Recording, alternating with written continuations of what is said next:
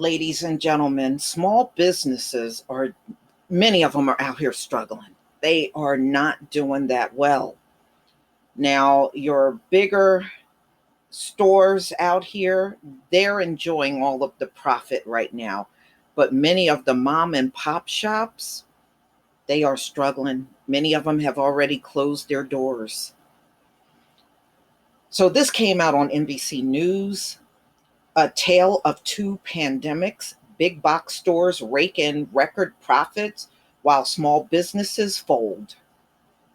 While Wall Street rewards big box stores for their monster sale volumes during the pandemic, propelling retail stocks such as Target to record highs this week, thousands of country small businesses are just hanging in the balance. Many of them are barely hanging on now. The widening gap between retail giants and smaller locally run stores is underscoring the pandemic's effect of driving a wedge between the haves and have nots across the industry, such as consumer shift to bulk buying and one stop shops. We're sharing second quarter results that are by virtually any measure exceptional, Target CEO Brian Cornell told investors on Wednesday. The incredible resilience of our team, the way we've risen first to the pandemic, then the social trauma touch off in May here in Minneapolis is unlike anything I've ever seen or am likely to see again in my career. Target's online sales soared 24% during the quarter ending August 1st compared to the same time last year. Companies also grabbed $5 billion in additional market share in the first half of the year, Cornell said. Walmart saw a 97% increase in online sales during the quarter compared to the same time last year. And that's because people are sitting at home now. And because they are in fear of getting coronavirus, they are opting to do most of their shopping online. So it makes sense that they would see increases. Online sales at Lowe's jumped by 153%. Home Depot reported a 23% surge in sales, fueled by people looking to improve their space while stuck at home. With coronavirus cases continuing to rise in parts of the country, people aren't venturing out to shop as much as they did before, causing a blow in mall retailers and small businesses that were not categorized as essential services during the first days of the virus. Well, I would suggest y'all ramp up your online websites.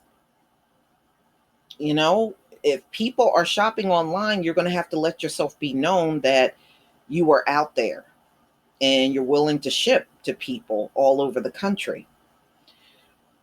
What used to happen before the pandemic is people used to shop at different stores for different products. And that has been disrupted because they don't want to go outside, said Neil Saunders, managing director at Global Data Retail Division. The stores we do visit are the ones that are capturing more of our spending, and Target and Walmart have really benefited. But as big box retailers gain from people consolidating their shopping carts at one of their hundreds of chain stores, small businesses have struggled to survive.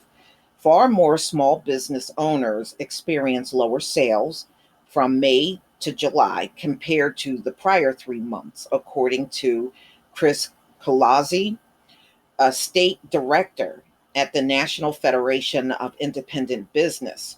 Sales at small businesses stand at a negative 28%. Damn. Down 9 points from May when it was at net negative 19%. Wow. I don't see how these people are going to be able to keep these stores open, these small businesses.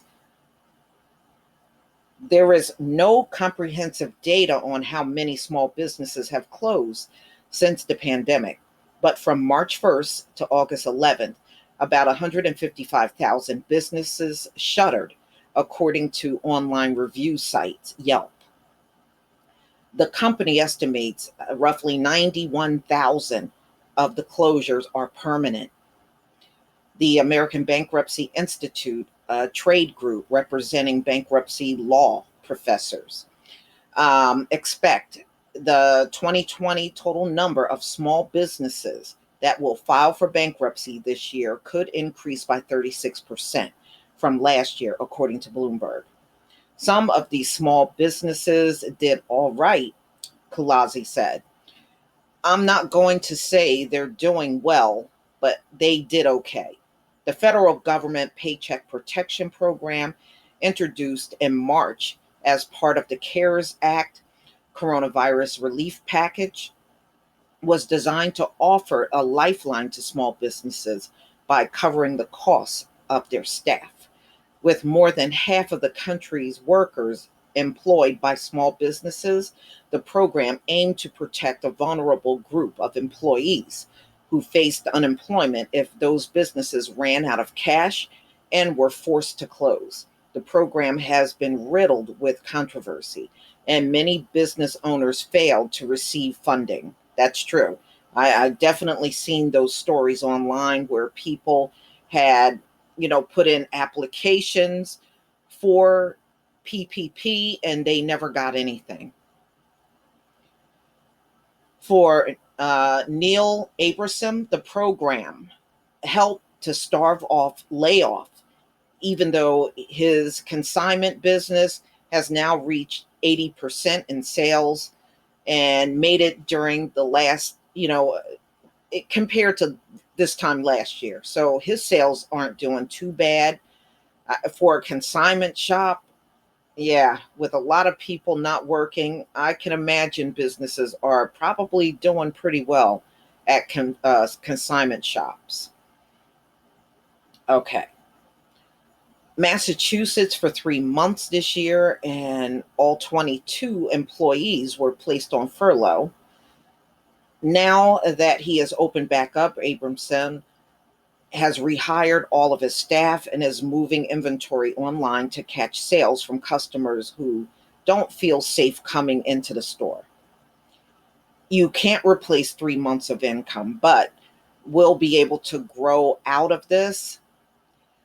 I believe this will pass. We won't always be in fear of going out of business. Well, it's tough. Even before the pandemic, it was tough being a small business in America. It really is. I mean, you always had the Walmarts and the Targets and those type of stores. People tend to gravitate to those stores more because they have a bigger inventory and more likely to have the things they're looking for. But y'all, please tell me what you think. I believe by the time we reach the end of the year, many of these businesses will not have any choice but to close. Please leave your comment and subscribe. Don't forget to hit on the notification bell, and I'll see you on the next video. Peace, family.